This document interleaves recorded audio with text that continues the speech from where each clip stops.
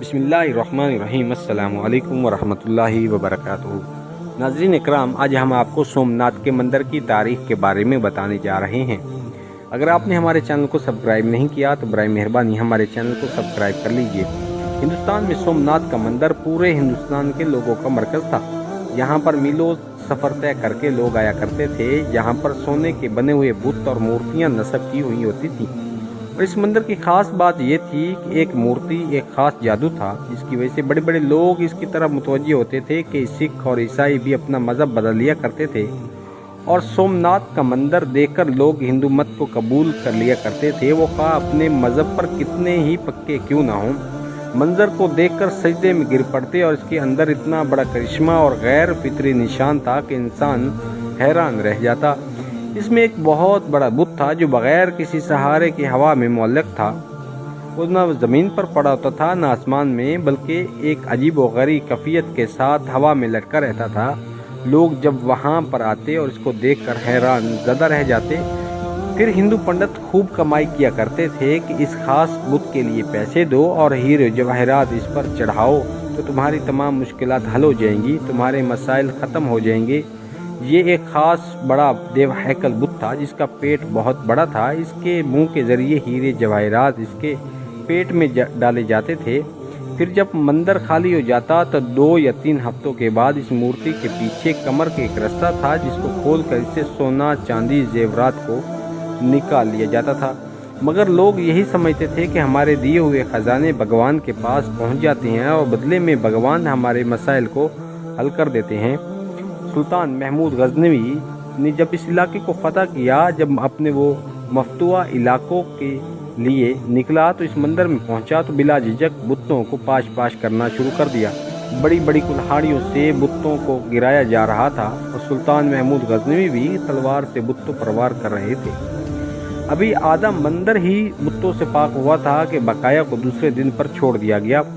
دوسرے دن تمام ہندوستان کے بڑے بڑے پجاری اور پنڈت مل کر سلطان محمود غزنوی کے پاس حاضر ہوئے، بڑے اتحاد کے ساتھ، بڑی لجاجت کے ساتھ، اور درخواست پیش کرتے ہوئے کہا کہ اس علاقے پر آپ ہی قبضہ رکھیں گے، مگر ہمارے اس بت کو مت توڑیے۔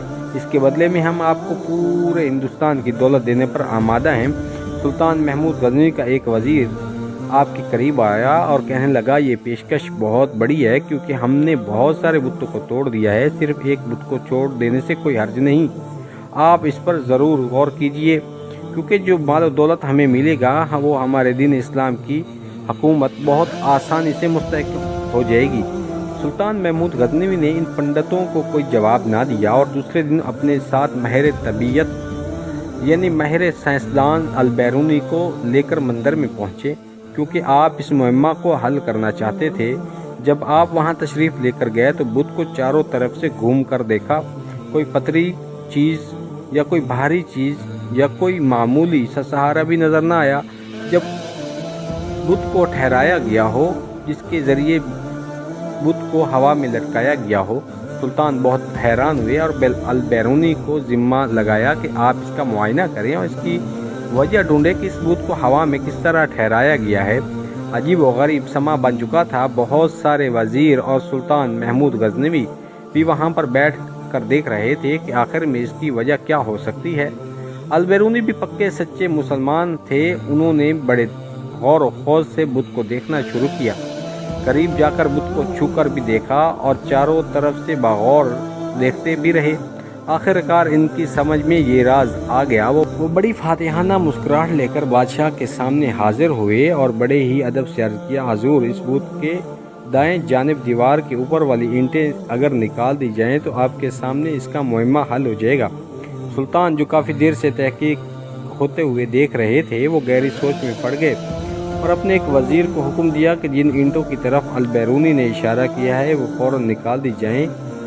اینٹیں نکلی تو بت کا راز فاش ہو گیا، کیونکہ دائیں طرف والی دیوار سے اینٹیں نکالی گئیں تو وہ دائیں جانب سے زمین کی طرف جھک گیا۔ ابھی وہ زمین پر گرا نہیں تھا، مگر اس کی ایک طرف بالکل نیچے کی طرف جھک گئی۔ یہی چیز حیران کن تھی کہ اینٹوں کا بت سے کیا تعلق ہے۔ سلطان نے البیرونی کو بلا کر پوچھا کہ اس پہیلی سے ذرا پردہ اٹھائیں اور ہمیں بتائیں کہ آپ تحقیق کی گہرائی تک کیسے پہنچے۔ अल बैरूनी ने बताया कि हजूर दर हकीकत ये सारा बुत बहुत आला किस्म के लोहे का बना हुआ है। ये ऐसा बुत है जो मकनातीस की तरफ खूब खींचता है। फिर इसकी वज़न के ऐन मुताबिक मकनातीसों को दीवारों की ईंटों के अंदर खूब भर दिया गया है, यानी ईंटों के अंदर मिट्टी की बजाय मकनातीस रख दिया गया है। ये मकनातीस भी इतने आला दर्जे के हैं कि ये पूरी तरह इस मूर्ति को अपनी तरफ खींच रहे थे और इतनी ज़ोर से खींचते हैं कि ये अपनी जगह से हरकत भी नहीं करते। बल्कि उन्होंने बतलाया कि इस मंदिर के अंदर हवा की आमदोरफ्त भी इस तरीके से तरतीब की दी हुई है कि वो बुत को ऊपर की तरफ उठाते ही रखती है। इस तहकीक से मालूम हो गया कि वो कौन सी तकनीक थी जिसके ज़रिए जादू रखा गया था, जो हिंदुस्तान के लोगों को गुमराह कर रहा था, इसको बातिल की गहराइयों में डाल रहा था। सुल्तान महमूद गजनवी ने इस बुत को तोड़ देने का हुक्म दिया और बड़े ताकतवर सिपाहियों की ज़िम्मे लगाया कि वो अपनी पूरी कुव्वत के साथ इस बुत के टुकड़े टुकड़े कर दे, हत्ता कि इसका नाम और निशान भी ख़त्म कर दे। और इसके साथ भी जो देव हैकल बुत था और सोमनाथ का मंदिर था वो तोड़ दिया गया, जो एक तारीखी हैसियत रखता है। अल्लाह ताला हमें दीन ईमान पर कामिल मौत नसीब फरमाए। आमीन या रब्बुल आलमीन।